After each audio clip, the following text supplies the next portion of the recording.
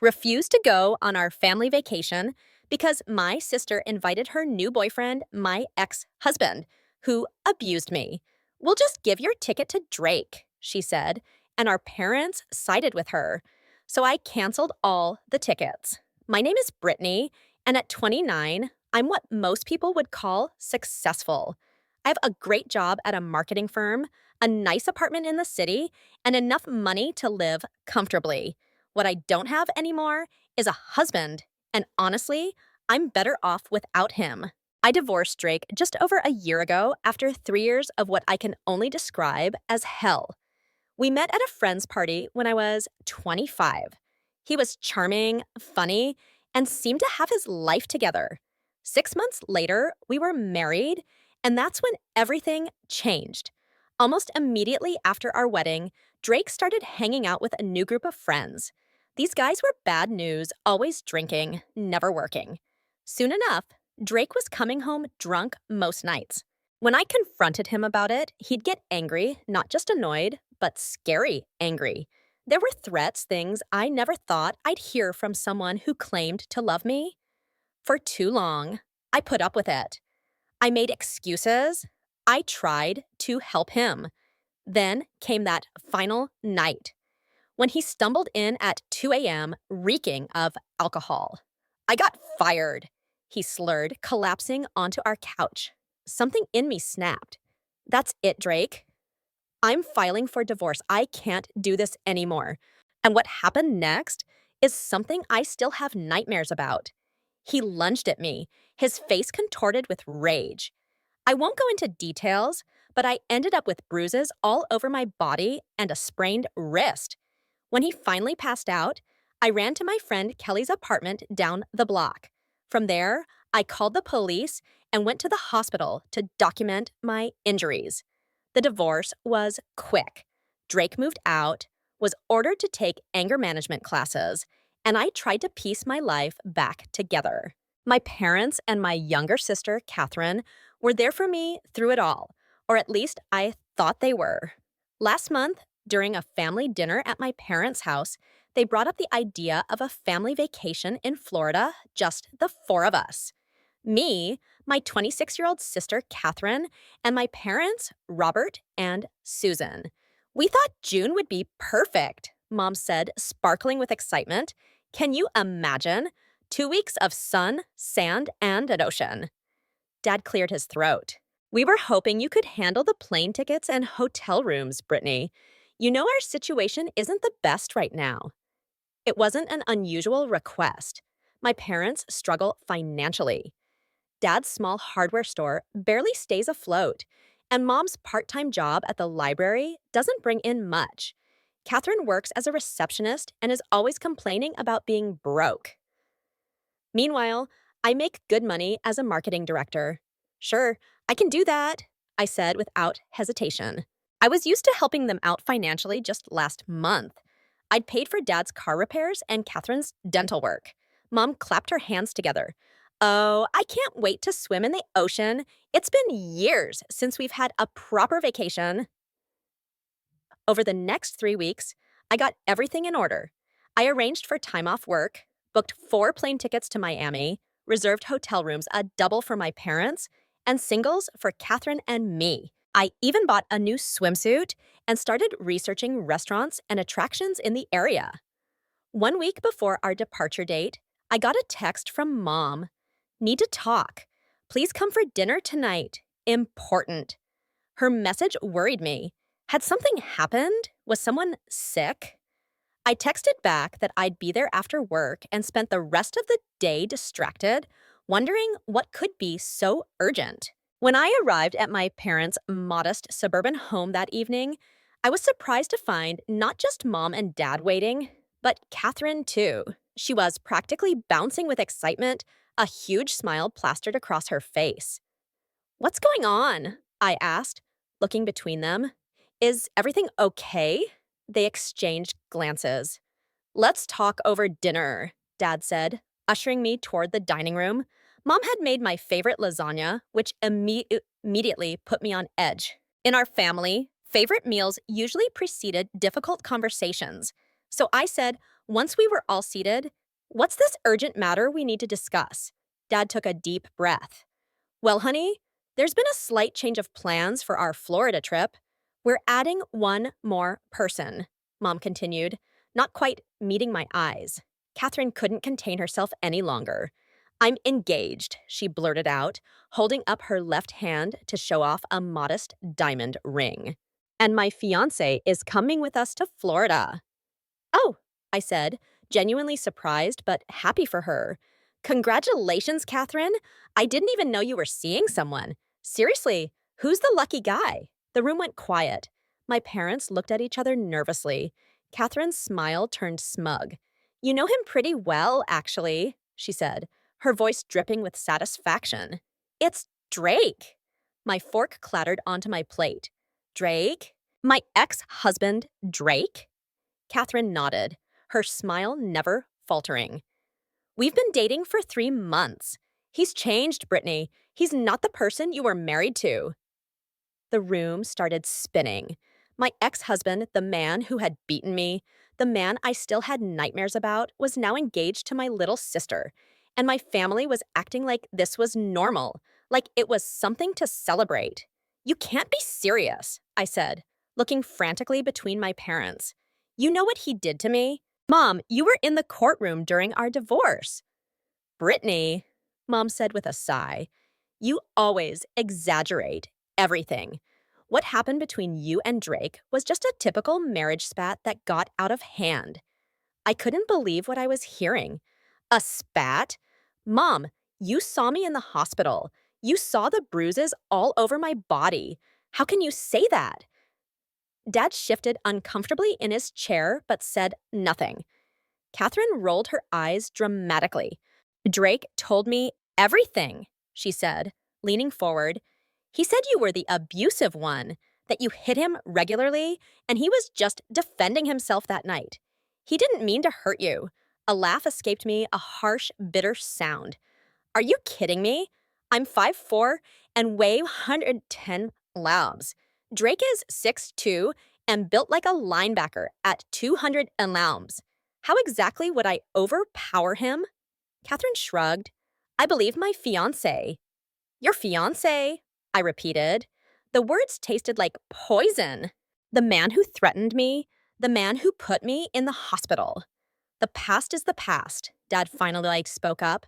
"Drake's been going to his anger management classes. He's sober now. People change, Brittany." I pushed my plate away, my appetite completely gone.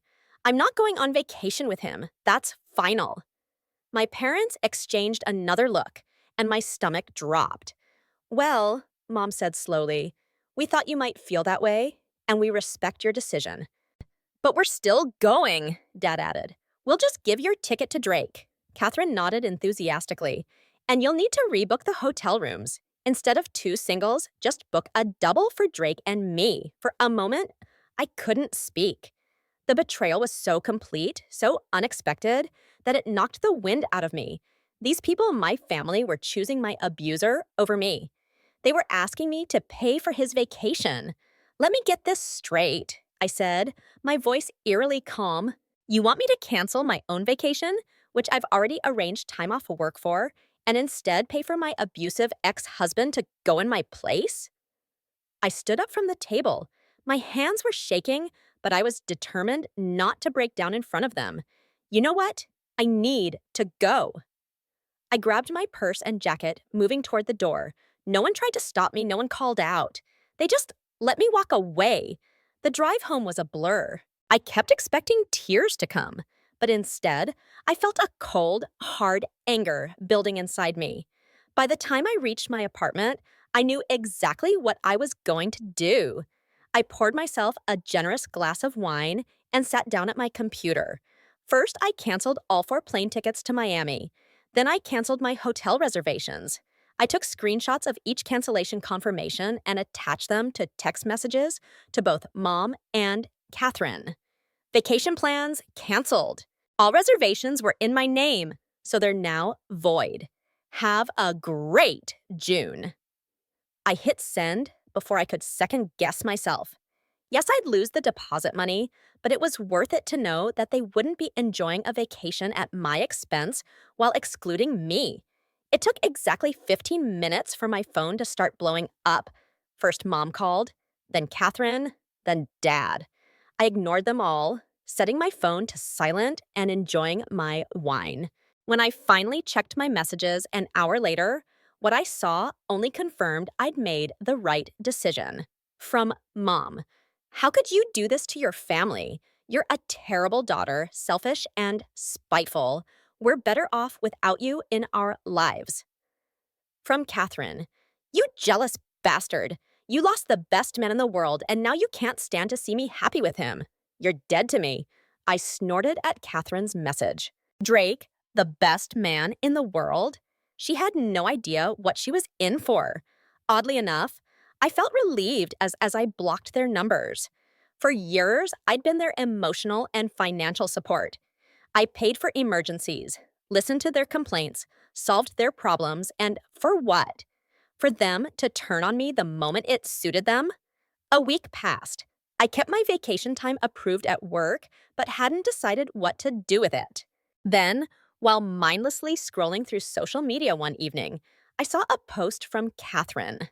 There they were, Catherine, mom, dad, and Drake, standing in front of my parents' house, luggage at their feet. Catherine's caption read, "Off on our real family vacation. Just the important people. No dead weight." Several relatives had commented asking where I was and why Drake was there. I didn't respond to any of the confused messages I received from extended family and friends. What could I say? That my family had chosen my abuser over me? That they had erased the violence I'd experienced? It was too humiliating. Instead, I made a decision.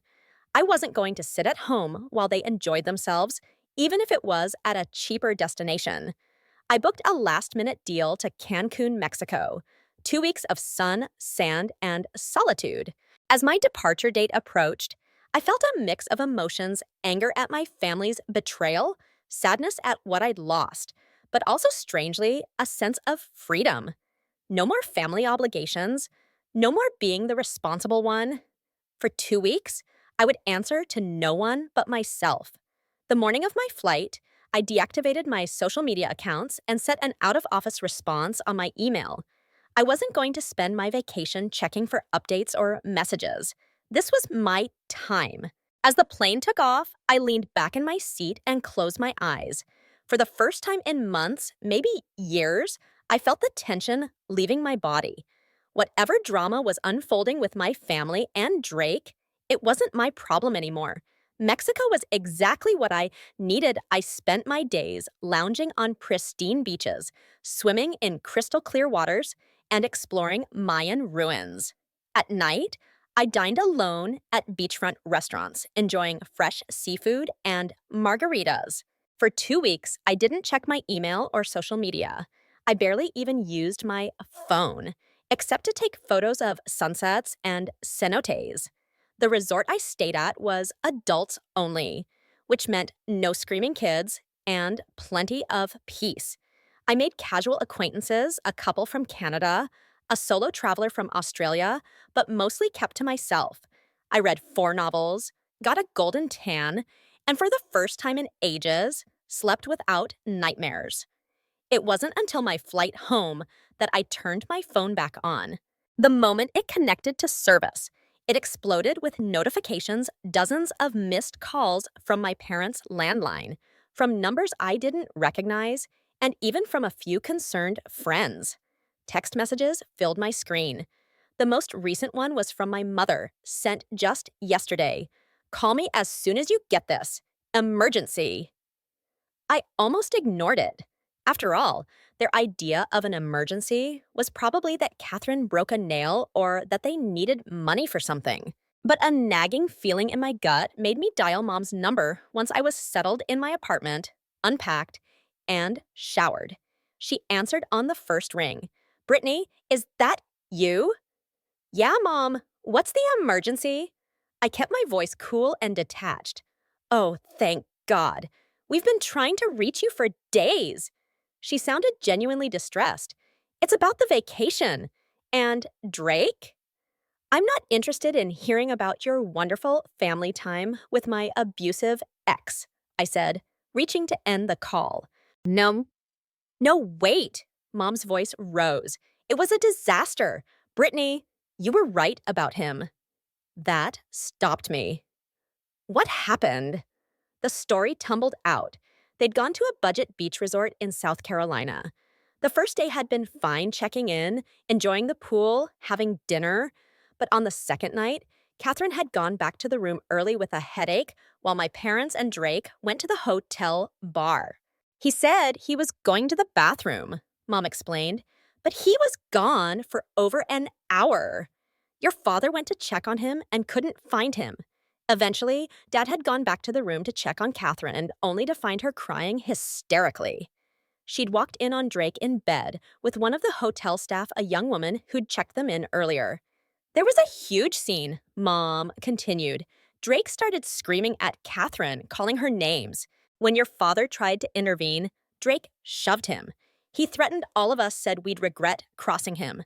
Then he just left, packed his things, and disappeared with that woman. I wasn't surprised, but I was surprised that they seemed surprised. Well, you got what you signed up for. Drake's always been Drake. That's not all, Mom said, her voice dropping. The next morning, your father and I discovered charges on our credit cards, thousands of dollars. But how? We keep our pins written down in our wallets, Mom admitted sheepishly. Drake must have seen them. He made large cash withdrawals from both our cards before he left. I couldn't help it. I laughed. It wasn't funny, not really, but the irony was too much. So you're telling me that my abusive ex-husband, who you all defended and chose over me, not only cheated on Catherine, but also robbed you? We were wrong, E. We're wrong, Brittany, Mom said quietly. We're going to file charges against him for the theft. But she hesitated. We need help. We don't have any money for the trip home, and the credit card companies won't reimburse us until the investigation is complete. And there it was, the real reason for the call. Not to apologize, not to make amends, but to ask for money. Let me get this straight, I said, feeling surprisingly calm. You disowned me, you called me terrible names, you chose my abuser over me, and now you want me to bail you out? We're family, Brittany, Mom said, as if that explained everything. No, I replied. You made it very clear we're not family. You told me I was dead to you. I'm not giving you a cent. I hung up and immediately blocked their numbers. Over the next few days, I received calls from aunts, uncles, and family friends, all telling me how my parents and sister were struggling, how they needed my help, how family should stick together. I blocked each number as the calls came in. Then they started showing up, first at my apartment where the doorman refused to let them up, based on my instructions, then at my office where security escorted them out. It was exhausting and embarrassing, but I held firm. Miss Mitchell, my office's security guard said after removing my father from the premises for the second time, would you like us to add your family members to the permanent deny list? I nodded, feeling a strange mix of sadness and resolution. Yes, please, and thank you for handling this so discreetly. I did the same at my apartment building, asking the concierge to never allow my parents or sister inside. It felt extreme, but necessary. They'd shown they had no boundaries, no respect for my feelings or experiences. As weeks passed, I heard through the grapevine what was happening with them. Mom and Dad had borrowed money from relatives to pay off their credit cards. They'd filed a police report against Drake, but with little hope of recovering their money. Catherine was seeing a therapist, apparently devastated by both Drake's betrayal and my abandonment of the family. I felt nothing. Maybe that makes me cold. But after everything I'd been through, the abuse from Drake, the gaslighting from my family, The betrayal of my trust, I was empty of sympathy for them. One evening, while having dinner with my friend Kelly, the same friend who'd sheltered me the night I fled from Drake, she asked the question everyone seemed to be dancing around. Do you think you'll ever reconcile with them? They are your family, after all. I considered it, taking a sip of my wine. I don't know, I answered honestly. Right now, I can't imagine it. They didn't just make a mistake, Kelly. They saw my bruises. They heard my stories. They knew what Drake did to me, and they still chose him. As I walked home that night, I felt lighter than I had in years. For so long, I'd carried the weight of my family's needs, their expectations, their problems. Now that weight was gone. I was responsible only for myself, answerable only to myself. 3 months have passed since that phone call with my mother. Fall has arrived, bringing cooler temperatures and changing leaves. My life has settled into a comfortable rhythm: work, exercise, dinner with friends, weekend outings. I've even started dating again. Nothing serious, just coffee or dinner with interesting men who make me laugh.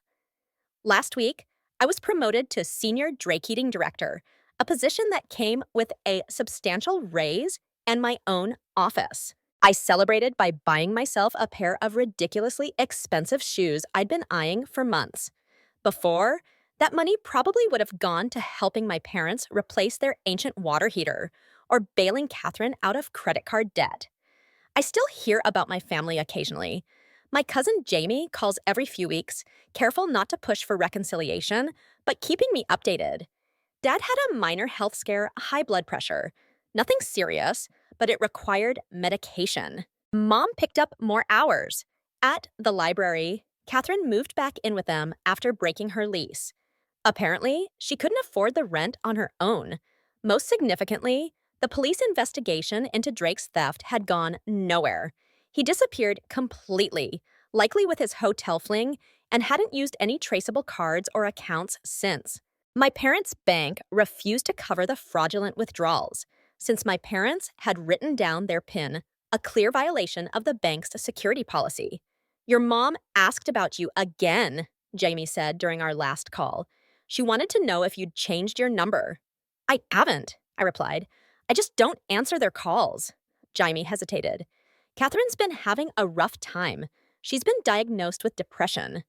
I felt a brief pang of sympathy, quickly squelched by the memory of her smug face as she announced her engagement to Drake.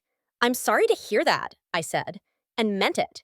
I didn't wish suffering on my sister, despite everything, but I'm not ready to be there for her. I understand, Jamie sighed. They really messed up. Yes, they did. After that call, I sat on my balcony with a glass of wine, watching the city lights blink on as dusk settled. Part of me wondered if I was being too harsh, too unforgiving. Wasn't family supposed to be about second chances? But then I remembered my mother's face as she dismissed my bruises as exaggeration. I remembered my father's silence as he let it happen. I remembered Catherine's vicious text messages and social media posts. No, I decided I wasn't being too harsh. I was finally valuing myself enough to set boundaries. My therapist. Yes, I started seeing one after all this drama says that's healthy. You're not cutting them off out of vengeance. She told me during our last session, you're protecting yourself from people who've shown they can't be trusted with your well-being. Sometimes I wonder what would have happened if I'd gone on that Florida vacation as planned. Would Drake have still shown his true colors? Would my family have finally seen him for what he was? Or would they have continued to make excuses for him? Would I have spent 2 weeks pretending everything was fine while dying inside? I'll never know. And honestly, I'm glad. Canceling those reservations was the best decision I could have made, even if it wasn't for the right reasons at the time. Yesterday, I received a letter in the mail, actual paper mail, handwritten, with a local post Drake. It was from my mother. I recognized her neat, teacher-like script on the envelope. I almost threw it away unopened, but curiosity got the better of me, and I found myself sitting at my kitchen counter, carefully slicing the envelope open with a knife. Dear Brittany, it began, I don't know if you'll read this, but I had to try one more time. The letter was long, 4 pages of my mother's handwriting, front and back. She wrote about how wrong they'd been, how blind. She detailed the ways Drake had manipulated Catherine, gradually isolating her from friends, filling her head with lies about me and about their relationship. She described how, after he left them stranded at that hotel, they found a small bag of pills in the room drugs they hadn't known he was taking. We should have believed you, she wrote. There's no excuse for what we did. We betrayed you in the worst possible way, and we're living with that knowledge every day. She didn't ask for money. She didn't ask for forgiveness. She just asked if someday I might be willing to talk. She included her new cell phone number at the bottom of the last page. I folded the letter and put it back in its envelope. Then I placed it in my desk drawer, not ready to respond, not ready to decide. This morning, I woke up and made coffee, checking my calendar for the day's meetings. I had lunch scheduled with Kelly, a client presentation in the afternoon, and dinner with Alex, a man I'd been seeing casually for a few weeks. As I sipped my coffee on the balcony, watching the sunrise paint the sky in pinks and oranges, I felt content. Not happy exactly. There was still a sadness in me for what I'd lost, or rather, for what I'd never really had. A family that would choose me, parents who would protect me, a sister who would believe me. But I had built a good life for myself. I had friends who supported me, a career I enjoyed, a home that felt safe.